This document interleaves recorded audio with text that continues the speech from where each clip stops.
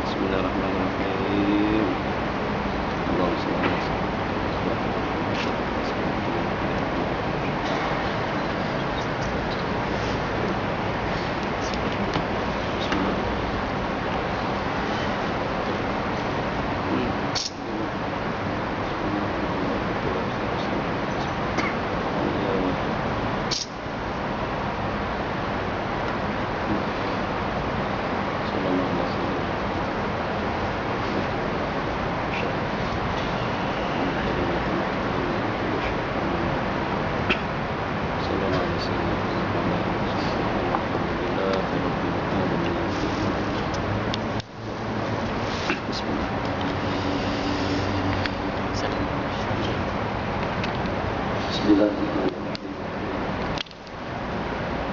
Alhamdulillahirrahmanirrahim.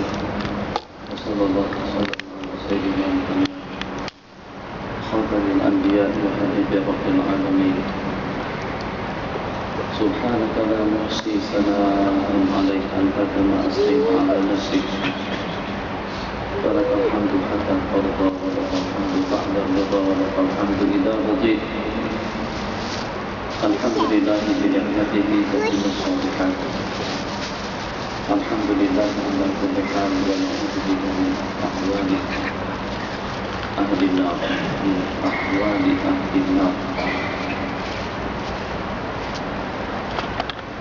Ahbabana fillah, memang merupakan satu anugerah daripada Allah.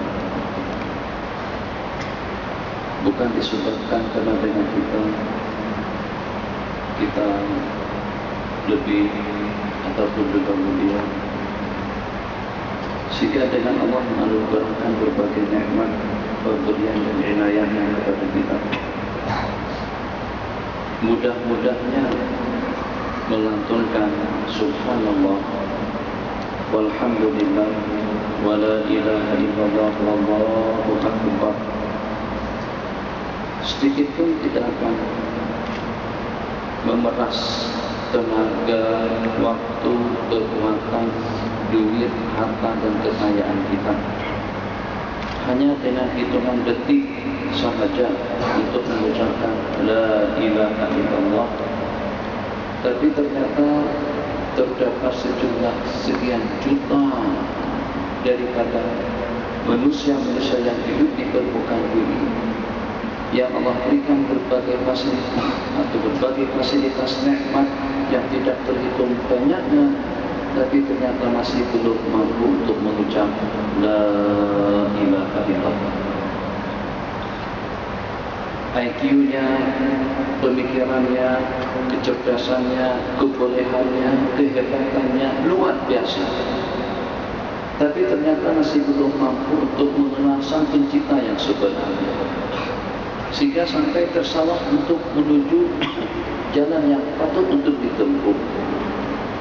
Rupa-rupanya leluasa dan kehebatan yang Allah bagikan kepada seseorang itu tidak menjadi jaminan dia akan mendapatkan bimbingan dan petunjuk. Kekayaan dan harta yang dimiliki oleh seseorang itu tidak menjadi jaminan yang dengan dia akan mendapatkan hidayah daripada Allah. Pangkat dan kedudukan yang tinggi, jabatan dan juga leluasa yang tidak ada tandingannya, itu juga tidak merupakan suatu jaminan yang dengan seseorang tersebut itu akan berbahagia dunia dan akhirat. Jadi betapa agung dan mulianya Allah Jalla wa'ala yang seketika memilih kita insan yang terpilih, yang tidak memiliki apa-apa. Di segi keuangan banyak orang yang lebih banyak duitnya, di segi kedudukan banyak orang-orang yang lebih tinggi kedudukannya, di segi jabatan banyak orang yang lebih hebat jabatannya, di segi pangkat banyak orang yang lebih tinggi pangkatnya, di segi leluasa, pengaruh dan wibawa ramai orang yang lebih berpengaruh dan juga berwibawa. Tapi ternyata dengan kita dipilih untuk kita berpikir, untuk kita mengingat Allah Jalla wa'ala. Sepatah kata lantunan subhanallah wa bihamdih, subhanallah walhamdulillah wa la ilaha illallah wallahu akbar, itu di sisi Allah sudah sanggup untuk melenyapkan segala kelebihan-kelebihan yang ada dengan manusia. Betul, bahagia, nikmat, betul sebagaimana yang dikatakan, ya Allah ya Arhamar Rahimin. Kalau seandainya kemuliaan itu boleh dialamatkan dengan kekayaan, dalam berapa ramai orang-orang yang lebih kaya daripada kami. Kalau seandainya dengan kemuliaan itu dapat dialamatkan dengan duit dan harta, berapa ramai orang-orang kafir yang lebih kaya dan lebih banyak hartanya daripada kita. Kalau seandainya memiliki kendaraan yang serba mewah dan juga serba bagus, serba megah, itu sebagai alamat yang membuktikan Allah kasih dan cinta kepada kita.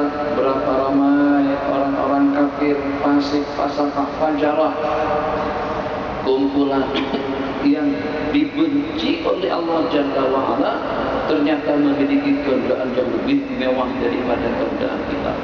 Kalau seandainya kita alamatkan, karena kita sehat, jasmani kuat, karena dengan kita memiliki tenaga yang mampu untuk mencapai itu dan ini dalam kehidupan kita, itu sebagai satu kemuliaan.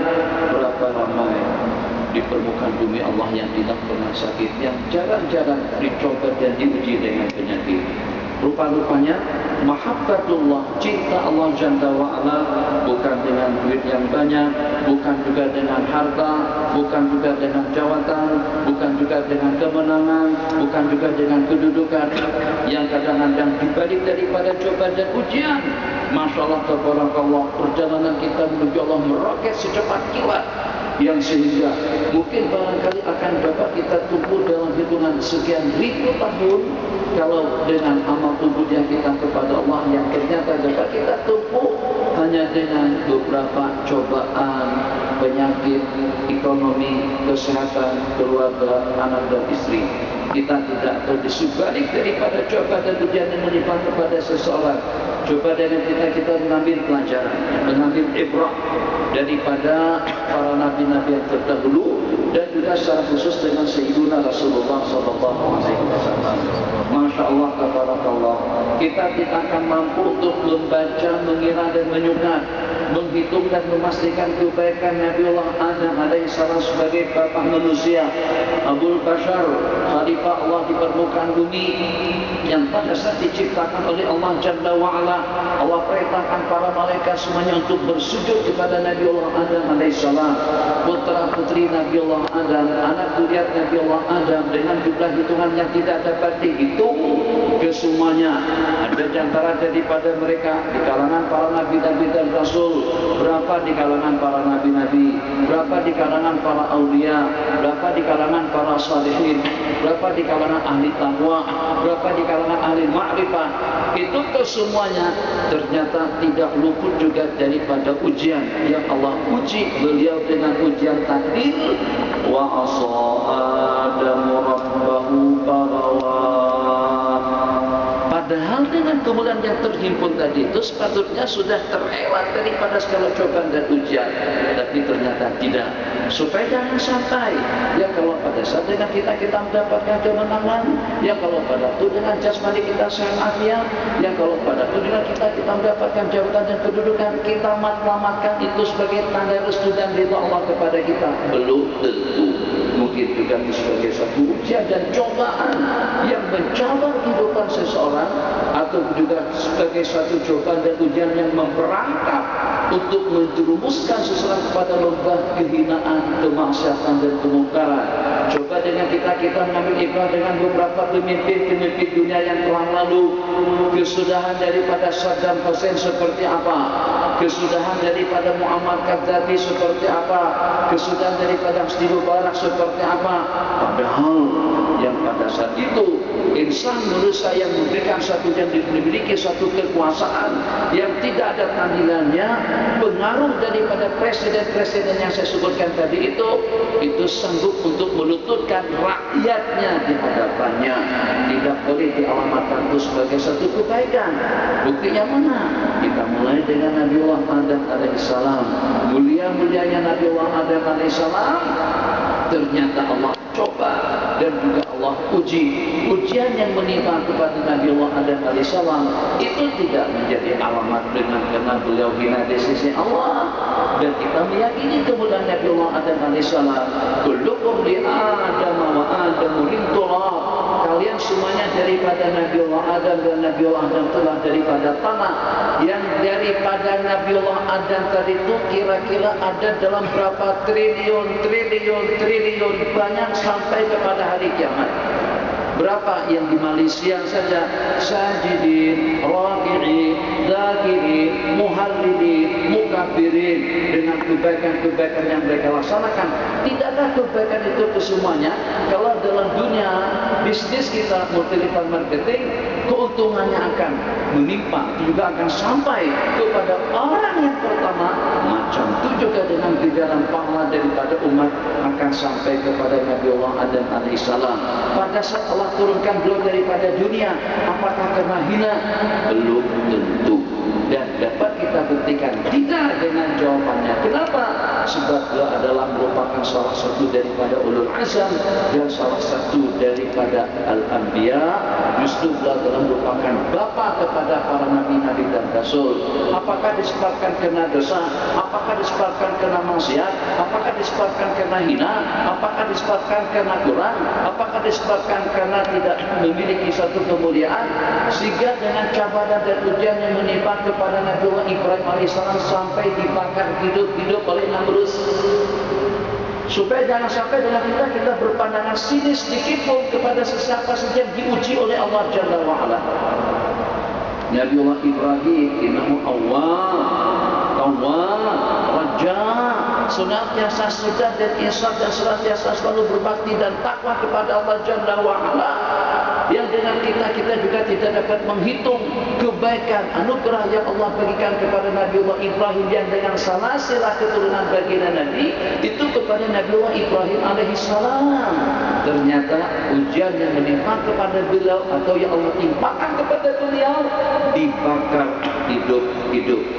Alhamdulillah, kita hanya setakat ujian dengan anak, ujian dengan istri, ujian dengan kereta, ujian dengan usaha, ujian dengan pekerjaan, gaji 2, 3, 4 bulan belum dibayar, kadang-kadang Allah tabarakallah. Jadi kita hidup lagu mana kalau pada saat gaji kita tak dibayar? Terus sedikit cobaan daripada Allah Jalla wa'ala. Anak masuk hospital, masuk rumah sakit, dirawat berhari-hari, itu sedikit ujian daripada Allah Jalla wa'ala.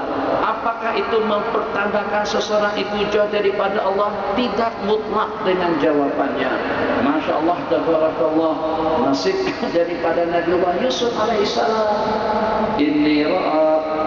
Inni ra'aitu ahada asyara kawkaba wal qamar ra'aituhum li sajidin.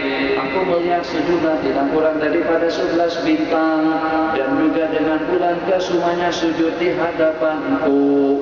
Yang mendapatkan mimpi semulia itu ternyata diuji Allah dengan kesekongkolan daripada adik-beradik, itu juga daripada sanak saudara beliau, menguburkan dan menyelamatkan dan memasukkan beliau ke dalam telaga atau ke dalam sumur hidup. Itu siapa? Nabi kita bersabda, akramakum, semulia-mulia kalian itu adalah Yusuf bin Nabiullah Yusuf alaihissalam, putra kepada Nabiullah Yaqub, putra kepada Nabiullah Ismail, putra kepada Nabiullah Ibrahim. Salah keturunan beliau semuanya daripada para nabi dan rasul. Allah uji bukannya setakat tenggok sakit, bukannya setakat sakit mata, bukannya setakat kalah berkempeng, bukannya setakat kalah pilihan raya.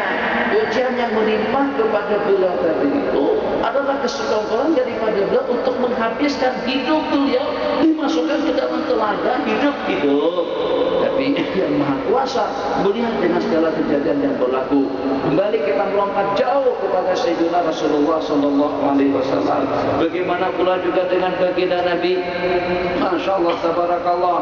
Anak Ana sayyidu waladi Adam wa la fakhra. Aku adalah merupakan penghulu kepada anak Adam dengan tidak ada merasa bangga, dengan tidak ada merasa sombong. Biadi liwa'ul hamdi yaumal qiyamah, di tanganku nanti dengan bendera sanjungan dan pujian pada hari kiamat. Baginda asy-syafi'ul musyafa', awwalu man tanshaqqu 'alaihi al-ardu, yang pertama yang akan dibangkit daripada perut bumi, yang akan mendapatkan syafaat, sahibul wasilah, sahibul maqamil mahmud, yang membawa al-maqam, yang mendapatkan anugerah al-maqam al-mahmud, alladzi la yanbaghi illa li'abdin, yang itu hanya Allah anugerahkan. Makam kemuliaan tadi itu hanya Allah peruntukkan kepada salah seorang daripada hamba Allah Jalla wa'ala. Wa arju an akuna anahu, dan aku berharap agarlah akulah yang layak untuk mendapatkan makam dan kehormatan tersebut, yang memberikan minuman daripada telaga Kausar baginda Nabi, yang memberikan syafaat kepada umat baginda Nabi, yang dinyatakan di dalam Al-Quran, kami tidak akan menurunkan azab, kami tidak akan menurunkan azab, cobaan dan siksaan kepada mereka yang pada saat dengan anda bersama mereka wa anta fihim. Allah menyatakan di dalam Al-Quran, kami tidak akan menyiksa mereka kecuali setelah kami mengutus seorang Nabi dan Rasul. Yang dimaksudkan itu adalah Sayyiduna Rasulullah sallallahu alaihi wasallam, Abu Zahra, Al-Habibul Mustafa, Sayyidul Mujtaba sallallahu alaihi wasallam. Kemuliaan yang seperti apa, kelebihan yang seperti apa ini, akrakum, yang paling khasyah, yang paling bertakwa, yang paling dekat kepada Allah Jalla wa'ala. Ternyata mereka bersekongkol untuk membunuh baginda pada malam Nabi kita hijrah ke Madinah. Masya Allah, tabarakallah. Bukan hanya pada malam hari hijrah, sejak daripada Nabi kita menyampaikan dakwah Rabbaniyah kepada umat, sejak pada itu Nabi kita mendapatkan tantangan yang hebat daripada setiap lapisan masyarakat, justru daripada kalangan kerabat keluarga Nabi kita sendiri. Kita simpulkan, cobaan dan ujian yang menimpa supaya jangan sampai stres dalam kehidupan kita, itu tidak dapat dialamatkan Allah benci kepada kita. Tidak boleh kita katakan seperti itu. Begitu juga sebaliknya, Allah berikan leluasa kepada Fir'aun, Allah berikan leluasa kepada Namrus, Allah berikan leluasa kepada pemimpin-pemimpin dunia pada saat itu. Apakah karena Allah sayang dan cinta kepada mereka? Pun juga tidak dapat dikatakan seperti itu. Jadi mahabbah dan bencinya Allah, suka dan murkanya Allah Jalla wa'ala tidak boleh dialamatkan dengan kelebihan atau juga dengan kekurangan, adab dan cobaan, ujian dan tantangan yang menimpa kepada diri seseorang. Tapi kita mungkin hanya sebagian kecil di kalangan umat yang dapat menamat di balik daripada cobaan dan ujian. Di sana terdapat curahan rahmah, maghfirah, anugerah dan gelaran kasih sayang daripada Allah Jalla wa'ala. Jadi daripada permulaan terlampau jauh, kita mulakan daripada yang terakhir saja. Masya Allah, tabarakallah, tetap juga berusaha, tetap juga berikhtiar untuk mengembangkan dakwah ke sana dan kemari. Kalau ditolak dengan kumpulan yang di sini, siapa tahu dengan kumpulan yang di sana. Kalau tidak diterima dengan kumpulan yang ini, siapa tahu dengan kumpulan yang di sana. Kalau ditolak dengan jamaah dan juga dengan ahli keluarga, siapa tahu dengan tetangga dan juga dengan orang-orang yang di sana. Itulah yang Nabi kita ikhtiarkan, sehingga Nabi kita secara terpaksa melarikan diri ke Taif untuk mendapatkan pertolongan daripada mereka. Bukan pertolongan yang Nabi kita dapatkan, justru dengan Nabi kita mendapatkan cobaan dan ujian. Mereka lontari dengan batu, mereka balikan batu sampai Nabi kita bersimbah darah. Dibalik daripada cobaan dan ujian yang cukup dahsyat tadi itu, waqaf alaihimul ardu bima rahabat, permukaan bumi yang begitu luas menjadi sempit kepada baginda Rasulullah sallallahu alaihi wasallam. Mekah sudah tidak menerima, Taif sudah memblacklist dengan baginda, kumpulan keluarga sudah mengatakan celaka kamu ya Muhammad, tabbat yada abi lahabin wa tab, yang sebelumnya tabbat lana sairal ayyam alihada jama'atana, celaka kamu, apakah karena apa dengan urusan dakwah yang semacam ini dengan kami dikumpulkan? Keluarga mencerca, masyarakat membungkam, penduduk bumi tidak ada yang berkenan.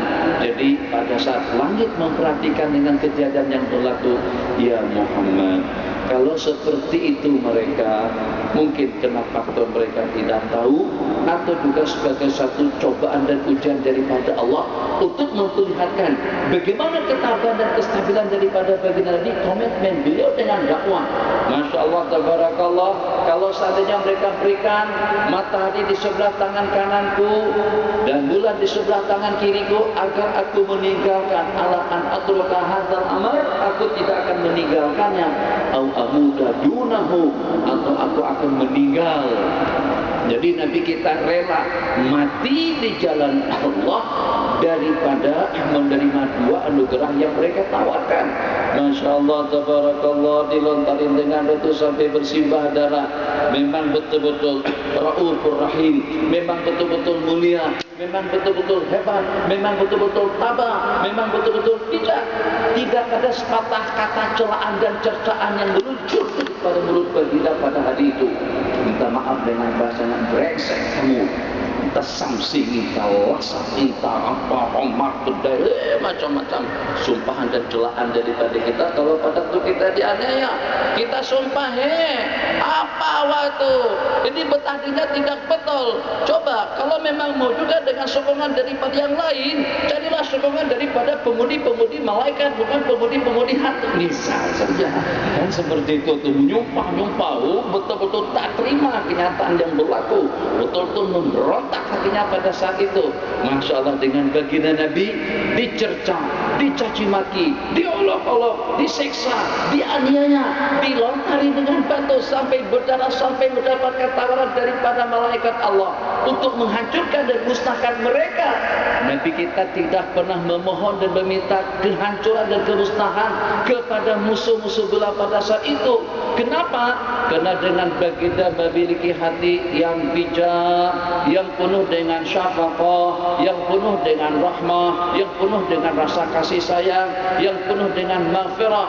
Nabi kita bersabda pada hari ke-8 setelah Nabi kita menaklukkan kota Makkah, Nabi kita berkata kepada kumpulan-kumpulan orang musyrik, idhabu, bebas, pergilah, fa antumut tulaqa, kalian adalah orang-orang yang aku bebaskan, tidak menyimpan rasa hasut, tidak menyimpan rasa dendam, tidak menyimpan rasa dengki, yang walaupun dianiaya seperti itu, nanti kita memohon kepada Allah Jalla wa'ala, ilahi ila man takiluni, ilahi ya Allah, asku ilaika dha'fa quwwati, aku mengeluhkan kepadamu kelemahan yang menimpa kepada diriku, kelemahanku, qillat hilati, dan juga qilah keterbatasan daripada hilah dan kemampuanku, qillat hilati wa hawani ala nas, dan kehinaanku di hadapan orang ramai atau di khalayak masyarakat.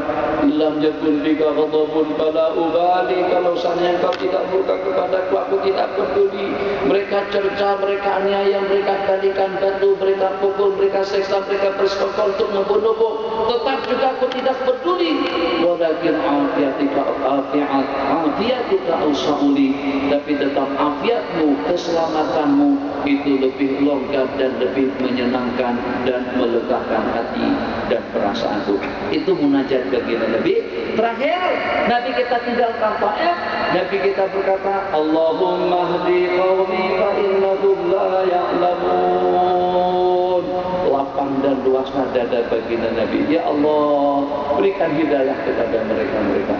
Ambil contoh teladan agar dengan kita mendapatkan rahmat nanti daripada Allah, agar kita dikasihi oleh Allah. Dunia bukan berkempen, dunia bukan politik, dunia bukan dengan barisan, dunia bukan pakatan, dunia jauh lagi. Dunia hidup yang tidak ada kesudahannya. Wujudkan rahmat di dalam hati, wujudkan rasa kasih sayang kepada semua makhluk, wujudkan rasa mahabbah antara satu dengan yang lain. Kita hargai dan juga kita muliakan.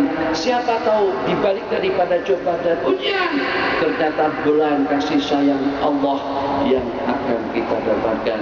Tak lama kemudian, saat ketika Nabi kita sedang tidur nyenyak di tengah-tengah keluarga, riwayat mengatakan di tempat Ummu Hani, riwayat mengatakan di waktu di dalam masjid, datang dua orang laki-laki saling tanya menanyakan, apakah dia yang tutup? Yang satu, iya kayaknya, yang itu yang sebelah situ, yang mana itu, yang itu. Mereka berbual-bual, Nabi kita bercerita seperti itu, yang sehingga pada satu Nabi kita dibawa ke telaga Zam-Zam, dibedah, kita anak menceritakan tentang kejadian yang berlaku, ceritanya panjang, yang secara pasti Allah turunkan ayat yang berbunyi setelah cobaan tadi itu, setelah ujian tadi itu.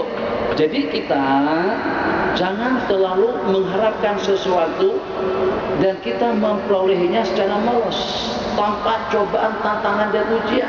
Yang walaupun kita berharap tanpa cobaan, alhamdulillah dapat pangkat langsung jadi presiden, dapat kedudukan langsung menjadi yang berhormat, tak payah buat pilihan raya, tak payah buat bendera, tak payah naik ke atas gunung, tak payah naik ke atas bumbung, tak payah letakkan bendera atas menara masjid. Alhamdulillah belum ada yang macam itu. Mungkin pada suatu ketika nanti bendera akan diletakkan atas kubah masjid, supaya nampak kelihatan. Kalau di gunung-gunung, gunung Jurek, gunung-gunung sudah ada. Allahu Akbar, luar biasa. Saat ketika dengan cobaan dan ujian yang bertubi-tubi tadi yang menimpa baginda Nabi, turun ayat Subhanalladzi asra bi 'abdihi lailan minal masjidil haram ilal masjidil aqsa. Allah ingin memperlihatkan keperkasaan, kehebatan dan luasan kudrat daripada Allah dengan ayat yang dimulakan Maha Suci Allah Jalla wa Ala.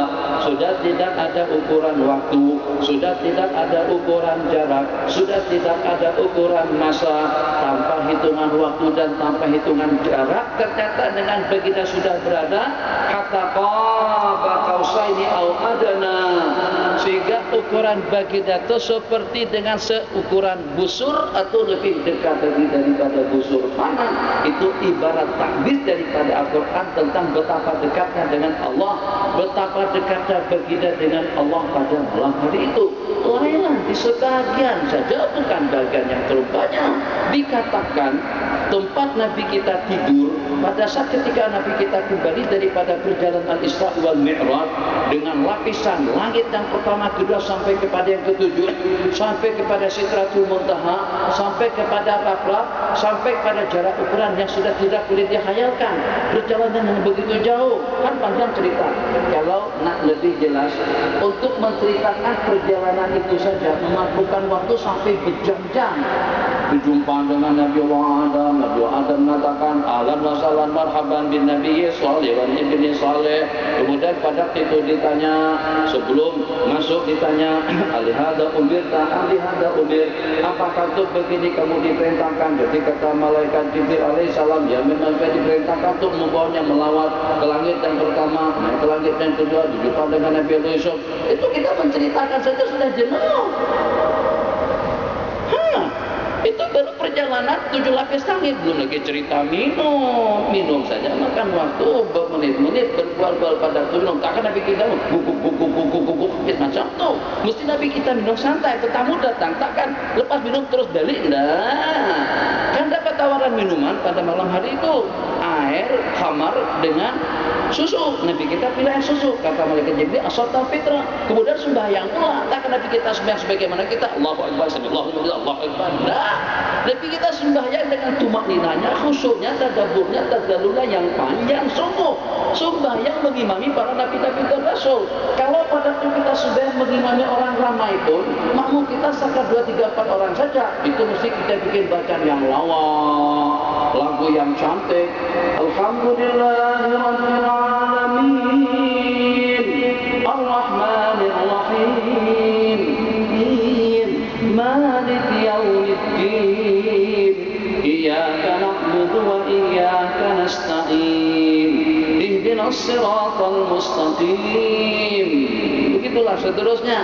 Kan bikin lagu yang lawa dan cantik. Itu siapa? Yang pada saat hanya makmum yang di belakang kita, makmumnya udah mufakat. Bagaimana kalau pada saat Nabi kita mengimami para nabi-nabi dan rasul, orang-orang hebat semuanya, mesti Nabi kita akan baca ayat-ayat yang cantik, dengan bacaan yang cantik, dengan gugahan makna yang menggugah.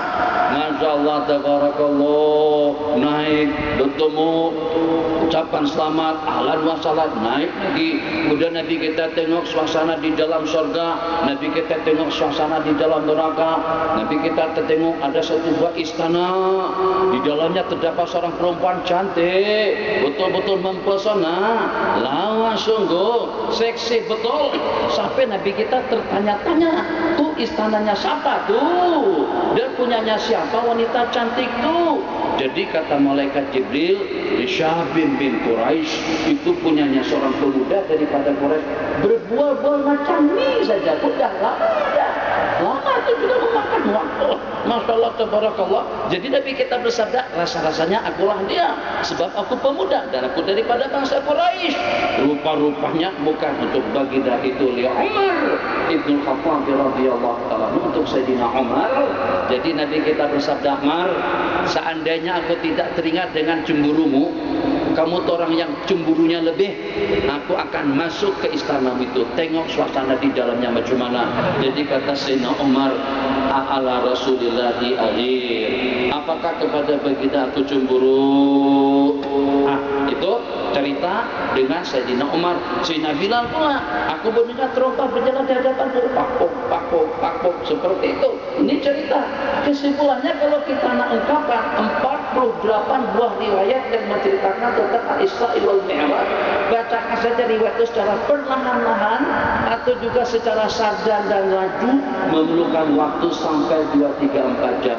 Tapi perjalanan itu kalau dengan hitungan masa tidak sampai 1 menit. Mana buktinya? Jadi kata Sayyidatuna Ummu Hani radhiyallahu taala anha, tempat Nabi kita tidur, kalau kita duduk sini terasa hangat, kalau kita masuk dalam selimut terasa hangat.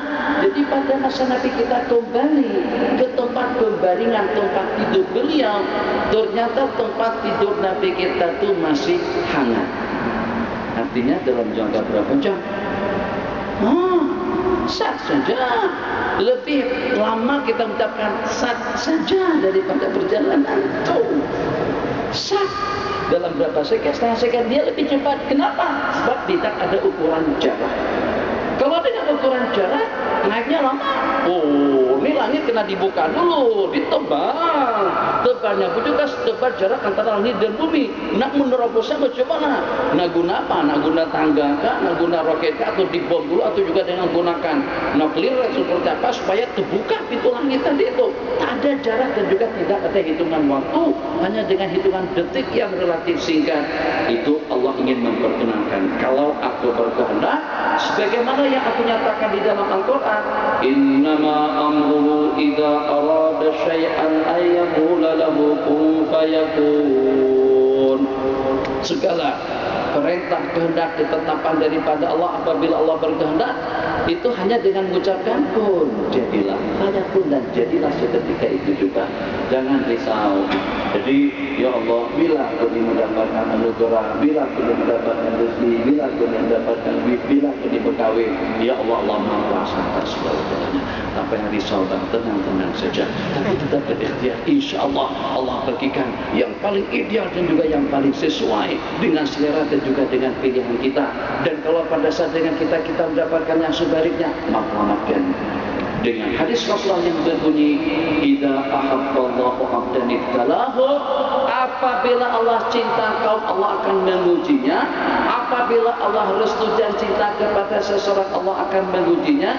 In radiya falahu ridha, kalau dia restu, pasrah dan ridha, dia akan mendapatkan ridha daripada Allah.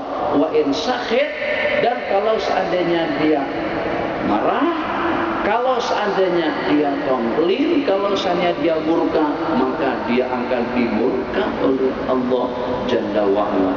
Supaya hati kita bening, tenang, dapat tak dapat. Kadang-kadang balik rumah istri marah-marah, Kadang-kadang dari rumah ternyata suami tak bagi apa-apa. Apa? Lu di rumah buat apa? Menonton saja kan? Takkan tak ada waktu untuk buat nasi donat, nasi keripik, nasi mandi, nasi kerabu, nasi jerapu. Apa nonton saja, menonton saja. Oh, pernah marah sama suami. Bang, belilah nasi kerabu di luar, beli nasi mandi. Restoran di dekat Shalom banyak restoran nasi Arab. Nampak marah-marah macam tu. Masalah makanan kita kena marah, begitu juga kadang-kadang sebaliknya. Tadi suami yang marah-marah, sekarang istri yang marah-marah. Abang nih, maka tadi mak dah pesan. Kataku tadi itu jangan lupa belikan, jangan lupa nih kredit mak dah habis nih. Topakkanlah. Macam mana nak berhubungan dengan dunia luar? Ini nak online nih. Ya Allah ya Arhamar Rahimin. Oh, kena marah sama istri. Biasa, senang saja. Nanti kita senyum. Tapi jangan senyum di hadapan istri pada waktu marah. Nanti tambah marah dia. Jadi relax sajalah. Cuma seperti itulah kita menanggapi segala kejadian yang berlaku. Mak alamatkan dan kita alamatkan bahwasanya kejayaan tidak berarti ridhanya Allah, kekalahan tidak berarti murkanya Allah. Kedua-duanya linabluwakum ayyukum ahsanu amala. Hidup dan mati itu Allah ciptakan untuk Allah menguji siapa di kalangan kalian yang paling bagus amal perbuatannya. Wa nabluhum bil khairi wa syarri fitnah. Dan kami uji mereka dengan kebaikan dan juga dengan kejahatan sebagai satu ujian dan fitnah kepada mereka. Ini untuk oleh kita pada malam hari ini. Beberapa pertanyaan ditanyakan sampai pada pukul 11 kita berhenti. Jangan disang sampai minta maaf pukul 10. Sudah tu lengoh lah. Daripada maghrib tadi itu. Jadi kita tak dalam 20 menit saja. Pertanyaan yang paling asyik ditanyakan. Katanya macam mana Nabi kita tengok surga? Macam mana Nabi kita tengok umat yang tersiksa? Macam mana Nabi kita tengok suasana di alam akhirat? Sedangkan belum lagi kiamat. Hidup pun belum, kita pun belum ada. Nabi kita dah kena satu persatu. Tu Haji Mahmud, tu Haji Mas'ud, tu Haji Syukur, tu Syukran Makmun, tu Ali siapa dalam surga. Yang dalam neraka juga Nabi kita kena. Cuma Nabi kita kena dengan orang-orang yang belum lahir lagi. Kita belum ada kita dari itu. La ilaha illallah, macam mana Allah?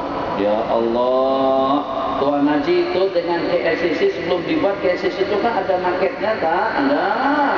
Tuh bangunan-bangunan di Putrajaya pun juga macam tu. Jadi dengan salah seorang insinyur misalnya, asetik. Nah, pada saat nak buat satu bangunan masjid di Masya Allah sudah ada satu maket dicatakan, jelaskan sini pilih di ruang utama, di ruang induk sembahyang, ini apa. Yang nantinya ketika dengan bangunan tadi itu dibangun sedikit pun tidak teranjak daripada ukuran bentuk atau rekayasa bentuk yang telah dicadangkan oleh yang membuatnya. Begitulah dengan Allah Jalla wa'ala, maha hebat dan juga maha luar biasa. Allah maha kuasa untuk memberatkan perjalanan hidup manusia sampai ke penghujung akhirat nanti, yang walaupun sebelum kita hidup di permukaan bumi. Ya Allah, kenapa pakai transit macam tu? Subhanalladzi asra bi'abdihi lailan minal masjidil haram ilal masjidil aqsa. Lengolah Nabi kita kalau macam tu. Tapi yang transit, kalau kita nak pergi ke Mekah paling seronok tu kalau kita naik pesawat satu kali naik saja, turun di Jeddah. Daripada turun di Amsterdam, turun di Abu Dhabi, sebelumnya turun di Karachi, kadang-kadang transit 2, 3, 4 kali. Kenapa Nabi kita transitkan ke Baitul Maqdis? Eloknya derek saja daripada Mekah ke Sidratil Muntaha berjumpa dengan Allah Jalla wa'ala. Lengoh kita nak berjumpa dengan seseorang, suruh bersinggah sini dulu, kembali lagi di sana, selamatkan lagi di situ. Ada orang kematian, situ kan beri tahlil. Ini apa namanya, bukan mulut. Ini apa tadi tu? Allahumma shalli ala sayyidina Muhammad. Apa tadi? Tahnik. Allah alhamdulillah lagi. Baru start kereta Syekh. Assalamualaikum. Dari gambar Syekh. Gambar pula. Lambat. Jadi kalau macam tu. Kan begitu tu. Jadi Nabi kita tu diberhentikan di beberapa tempat. Sampai ke Baitul Laham disuruh sembahyang, sampai ke Tursina disuruh sembahyang, di Baitul Maqdis disuruh sembahyang, jumpa dengan para nabi dan rasul. Padahal intinya Nabi kita nak dijemput untuk berjumpa dengan Allah. Kenapa tidak straight saja ke langit? Kenapa ke Baitul Maqdis tidak ditransitkan ke Jakarta dulu? Subhanalladzi asra bi 'abdihi lailan minal masjidil haram ila Kuala Lumpur. Misalnya, jadi kata ulama, kalau ke Kuala Lumpur Abu Jahal boleh tanya. Sebab Abu Jahal pernah sampai ke Kuala Lumpur. Abu Lahab, Abu Jahal, Syaibah, Utbah, orang-orang kafir. Tapi kalau pada tu Nabi kita diisrakan sampai ke Baitul Maqdis, pada amnya mereka sudah pernah sampai ke Baitul Maqdis dan mereka tahu Nabi kita tidak pernah sampai ke sana. Nah, beda. Kalau Nabi kita kata, aku telah dijalankan oleh Allah daripada Masjidil Haram menuju Kamboja. Jadi sahabat orang-orang kafir pasti bertanya-tanya, Kamboja itu apa sebenarnya? Makanan kah, minuman kah, restoran kah, atau apa sebenarnya? Kita tanya-tanya macam tu. Tapi pada saat kalau kata Baitul Maqdis ila Masjidil Aqsa, oh mereka sudah pernah berkali-kali pergi ke situ, tahu yang namanya Masjidil Aqsa macam mana, lokasinya di mana, bentuknya seperti apa, dan juga di sekelilingnya apa yang mengelilingi. Nah, akhirnya memancing 1001 pertanyaan daripada mereka, sehingga mereka tanya. Oke, mereka tahu Nabi kita tak pernah pergi. Satu, pada malam 27 gelap, malam pula. Coba kalau siang senang tengok, parabola tak ada pada masa itu. Kalau ada sekali tak apa, ini tak ada parabola sekali tidak ada.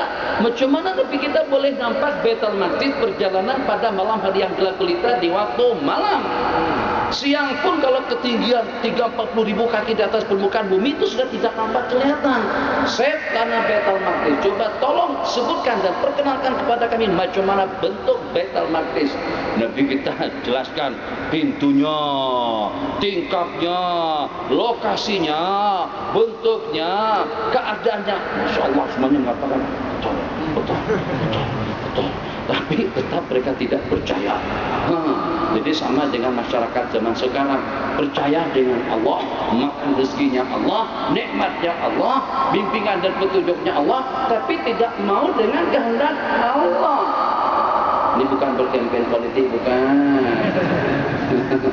Nah, kempen dah beda. Kerajaan, alhamdulillah tetap kita dengan Menteri Besar kita yang halama itu juga. Mudah-mudahan semua yang mendapatkan jawatan, mendapatkan bimbingan petunjuk daripada Allah dan membawa kita kepada dunia kehidupan yang aman dan sejahtera, bukan hanya dunia tapi sampai ke akhirat. Macam tu doa yang paling elok kepada pemimpin-pemimpin negara. Jangan didoakan, ya Allah, hantarkan mereka macan serigala, hantarkan mereka singa yang akan memusnahkan dan hancurkan mereka. Kalau mati mereka jadi makan oleh serigala, tak ada kerajaan kita macam tu. Hebat lah. Jadi doa itu tidak terlalu bijak dan sama sekali tidak menunjukkan sikap dan kita dengan umat yang menjadi lawan dan musuh kepada beliau. Bahkan musuh-musuh beliau adalah orang-orang kafir. Itu pun masih Nabi kita doakan, Allahumma hdi qaumi, bimbinglah kaumku, fa innahum la ya'lamun. Silakan 15 menit saja. Ada soalan. Bismillah, Tuan Syekh. Bismillah.